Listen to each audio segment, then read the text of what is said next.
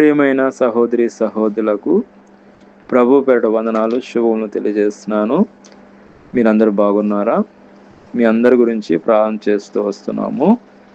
మీరు ఎవరైనా కొత్తగా ఛానల్ చూస్తున్నట్లయితే దయచేసి సబ్స్క్రైబ్ చేసుకోండి.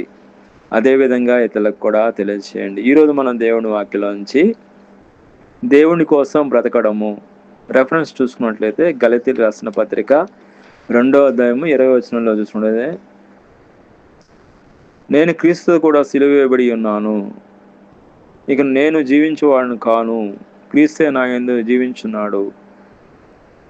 ఇక్కడ మనం దేవుడి వాక్యంలో నుంచి మనం చూసుకుంటే దేవుని కోసం బ్రతకడం అంటే మన సొంత ఇష్టాల ప్రకారం కాకుండా దేవుని చిత్తానికి లోబడి ఆయన మహిమను కొరకు జీవించడము. అదేవిధంగా మీ జీవితాన్ని ఆయన ప్రేమకు, ఆజ్ఞలకు మరియు చిత్తానికి అనుగుణంగా మార్చుకోవడం. అదేవిధంగా మనం చూసుకుంటే స్వార్థాన్ని, సొంత కోరికలను పక్కన పెట్టి దేవుని చిత్తానికి సంపూర్ణంగా లొంగిపోవడము. అదేవిధంగా మనం చూసుకుంటే దేవుని కోసం బ్రతకడం అంటే మన సొంత ఇష్ట ప్రకారం కాకుండా ఆయన ఆజ్ఞలను పాటిస్తూ ఆయనకు మహిమకరంగా జీవించడము, దేవునికి ఇష్టంగా దేవుని కోసం బ్రతకడం అనేది అర్థం వస్తుందండి. అదేవిధంగా మనం చూసుకుంటే సన్నిహిత సంబంధాన్ని ఏర్పరచుకోవాలి. అనగా ప్రార్థన ద్వారా రోజు దేవుడితో మాట్లాడడము, మరి బైబిల్ చదవడం ద్వారా ఆయన మాటలను తెలుసుకోవడము, సన్నిహిత సంబంధాన్ని మనం దేవుడితో ఏర్పరచుకోవాలి. అదేవిధంగా దేవుడి చిత్తానికి లోబడి ఉండాలి. మీ సొంత కోరికల కంటే దేవుని కోసము మీరు కోరుకుంటున్నవన్నీ గ్రహించి దానికి ప్రాధాన్యత ఇవ్వాలి. అదేవిధంగా ఆయన వాక్యానుసారంగా నడుచుకోవాలి. పవిత్ర గ్రంథాలను చదవడం ద్వారా దేవుని చిత్తాన్ని తెలుసుకొని దాని ప్రకారం ప్రవర్తించగలం. ప్రార్థన మరియు ధ్యానం, దేవుడితో నిరంతరము కమ్యూనికేట్ చేస్తూ సమయాన్ని ఆయన కోసం కేటాయించాలి. దేవుని కోసం బ్రతకడం అనేది చాలా ప్రాముఖ్యమైన సబ్జెక్ట్ అండి. ఈరోజు మనం ఎవరి కోసం బ్రతుకుతున్నాం?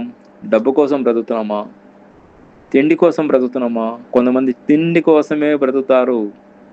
తిండి, ఉదయాన తిండి, మధ్యాహ్నం తిండి, సాయంత్రం తిండి. తిండి లేనిది వాళ్ళు బిర్యానీ లేనిది బ్రతకలేరు, చికెన్ లేనిదే ఉండలేరు, మటన్ లేనిదే ఉండలేరు. వాళ్ళకి రోజు మటన్ కావాలి, వాళ్ళకి రోజు చికెన్ కావాలి, రోజు వాళ్ళకి స్పెషల్ కావాలి. అదేవిధంగా కొంతమంది ఎంజాయ్మెంట్ కోసం బ్రతుకుతారు. వాళ్ళకి చాలా ఎంజాయ్మెంట్ కావాలి, వాళ్ళకి రోజు ఎంజాయ్మెంట్ కావాలి. ఎంతో ఎంజాయ్మెంట్ లేనిది వాళ్ళు బ్రతకలేరు. ఉదయకాలం ఎంజాయ్మెంట్ కావాలి, మధ్యాహ్నం ఎంజాయ్మెంట్ కావాలి, సాయంత్రం ఎంజాయ్మెంట్ కావాలి. ఈరోజు ఎంజాయ్మెంట్, రేపు ఇంకొక ఎంజాయ్మెంట్ చేస్తారు. ఆ విధంగా ఎవరి కోసం బతుకుతున్నావు? మనం ఎవరి కోసం నువ్వు జీవిస్తున్నావు? దేవుడి వాక్యంలో మనం చూసుకుంటే దేవుడి కోసం బ్రతకాలి మనం. క్రీస్తు మన కొరకు పరిమళ సువాసనంగా చనిపోయాడు. క్రీస్తు మన కొరకు శిలువలో ప్రాణం పెట్టాడు. క్రీస్తు మన కొరకు త్యాగం చేసి మనకు రక్షణ ఇచ్చాడు. కాబట్టి మన క్రీస్తు కొరకు మనం బ్రతకాలి, క్రీస్తు కొరకు మనం జీవించాలి. అదేవిధంగా మనం బైబిల్లో చూసుకున్నట్లయితే దేవుని కోసం బ్రతికి ఆయనకు మహిమ తెచ్చిన ప్రముఖమైన వ్యక్తుల గురించి మనం చూసుకున్నట్లయితే, అబ్రహాం గురించి చూసుకున్నట్లయితే దేవుని పిలుపునకు లోబడి తన సొంత దేశాన్ని విడిచిపెట్టాడు. దేవుని మీద సంపూర్ణ విశ్వాసంతో తన కుమారుడైన ఇస్సాకును సైతం బలి ఇవ్వడానికి సిద్ధపడి విశ్వాసులకు తండ్రి అని పిలువబడ్డాడు.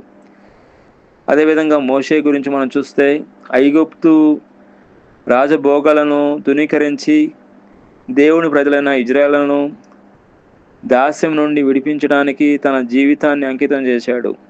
అదేవిధంగా దానియేలు గురించి చూసినట్లయితే చెరసాల్లో ఉన్నప్పటికీ దేవునిపై నమ్మకాన్ని కోల్పోలేదు. ప్రాణాపాయం ఉన్నదనేది తెలిసినా ప్రతిరోజు మోకాళ్ళుని దేవుడికి ప్రార్థన చేస్తూ దేవుని మహిమ తెచ్చాడు. అదేవిధంగా పౌలు చూసినట్లయితే అపోస్తలుడైన పౌలు తన పూర్వ జీవితాన్ని విడిచిపెట్టి నాకు బ్రతకడం క్రీస్తే అని ప్రకటించి సువార్త వ్యాప్తి కోసం తన జీవితాన్ని పరిపూర్ణంగా త్యాగం చేశాడు. కాబట్టి దేవుడి కోసం బ్రతకడం అనేది మనం నేర్చుకోవాలి. దేవుడి కోసం బ్రతికిన వారు వాళ్ళ గురించి ఇప్పుడు మనం సాక్ష్యాలు మనం చూస్తున్నాము. అబ్రహాము ఎంతో దేవుడి కోసం బ్రతికినట్లు మనం చూస్తున్నాం. మోషే ఎంతో దేవుడి కోసం బ్రతికినట్లు మనం చూస్తున్నాం.